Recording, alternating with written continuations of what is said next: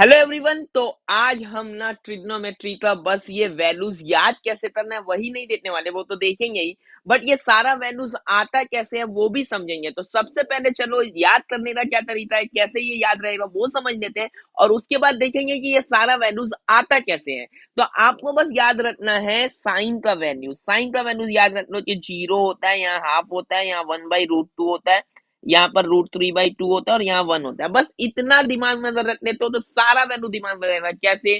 तो देखो sine 90 minus theta cos theta होता है ना, तो इसको उल्टा रेंज में ले जाओ, मतलब 1, यहाँ √3/2, 1/√2, यहाँ पर 1/2 और यहाँ 0।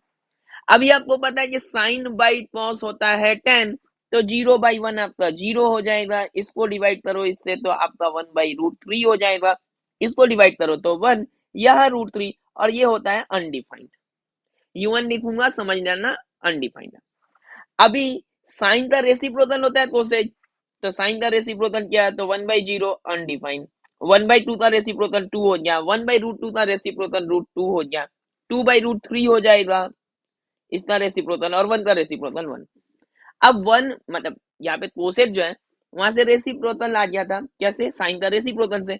अब क्या करना है, कोसेक को रिवर्स ऑर्डर में ले जाओ, सेक हो जाएगा, मतलब 1, 2/√3, यहाँ पर √2, यहाँ 2 और यहाँ अनडिफाइंड। इसके बाद बच जाता है क्वाड, जो कि आप tan के रेसिप्रोकल से भी ले सकते हैं, रिवर्स ऑर्डर से भी ले सकते हैं। तो चलो रिवर्स ऑर्डर से लेते हैं, आसान होगा। अनडिफाइंड यहाँ √3, ये वाला √3 इधर, ये 1, यहाँ से ये 1/√3 और यहाँ पे 0। ये तो हो गया बाबू याद रखने का तरीका कि कैसे हम जल्दी याद रख सकते हैं, लेकिन ये सारा वैल्यूज आता क्यों है, चलो अब वो समझते हैं। 0 डिग्री या कोई भी डिग्री साइन थीटा अगर आप लिखते हो तो ये थीटा होता है the angle made by hypotenuse with base. अब अगर कोई आपको बोलता है कि 0 degree is the angle made by hypotenuse with base, इसका मतलब वहां कोई ट्राइंगल है ही नहीं, वहां कोई ट्राइंगल नहीं है, क्योंकि बेस और हाइपोटेनस के बीच में एंगल 0 डिग्री है, यानी बेस और हाइपोटेनस एक ही लाइन है, एक ही लाइन है। B is equal to H हो गया और परपेंडिकुलर इज इक्वल टू 0 हो गया। अब आप इन वैल्यूज को मिला लो, जहां पर परपेंडिकुलर 0 है तो साइन का वैल्यू कहां से आ जाएगा, परपेंडिकुलर बाई हाइपोटेनस, मतलब 0/समथिंग 0 हो जाने वाला है। और कॉस का वैल्यू बेस बाई हाइपोटेनस यानी कि 1 होगा ना।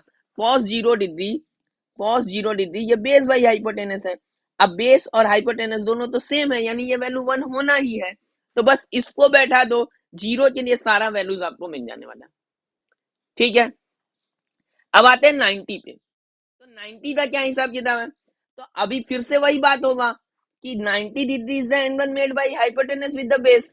तो हाइपोटेनस 90 डिग्री बना रहा है, एक और होता है ना जो 90 डिग्री बनाता है, कौन होता है वो? परपेंडिकुलर है। यहां भी कोई ट्राइंगल नहीं बन रहा है, परपेंडिकुलर और हाइपोटेनस सेम है, परपेंडिकुलर और हाइपोटेनस सेम है, और यहाँ बेस एक पॉइंट बेस है जो कि 0 हो जाएगा। जैसे कि यहाँ पर परपेंडिकुलर एक पॉइंट था, यहाँ बेस एक पॉइंट है, इसीलिए cos 90 का वैल्यू 0 होता है, क्योंकि cos थीटा क्या होता है, बेस बाई हाइपोटेनस, बेस ही 0 है तो ये 0 हो जाएगा। और यहाँ देखो बेस तो 0 हो गया। अच्छा यहाँ आ जाओ, sine 90 value perpendicular by hypotenuse, perpendicular by hypotenuse, तो ये बाबू परपेंडिकुलर इसमें हाइपोटेनस के इक्वल है, इसलिए वो 1 होता है। अब बाकी आपको जो भी निकालना है इससे आप निकाल सकते हो, बाकी आपको जो भी निकालना है, जैसे आपको 90 के लिए मिला है, आपको tan 90 चाहिए। tan 90 tan में क्या होता है, परपेंडिकुलर बाई बेस, बेस 0 है इसलिए ये अनडिफाइंड है।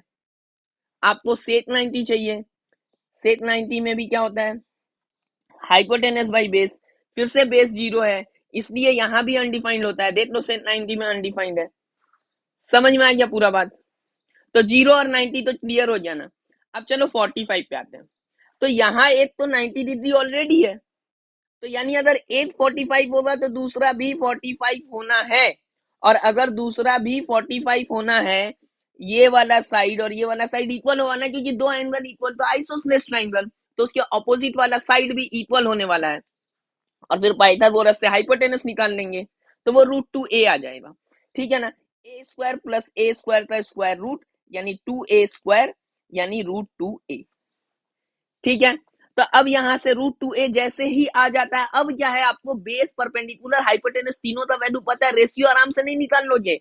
sin 45 निकालना है, sin 45 निकालना है, परपेंडिकुलर बाई हाइपोटेनस होता है, परपेंडिकुलर है a, हाइपोटेनस है a√2, हटाओ इसको 1/√2, ठीक है। tan 45 होना है, tan 45 perpendicular by base, perpendicular है a, बेस भी है a, हटाओ इसको 1 हो गया।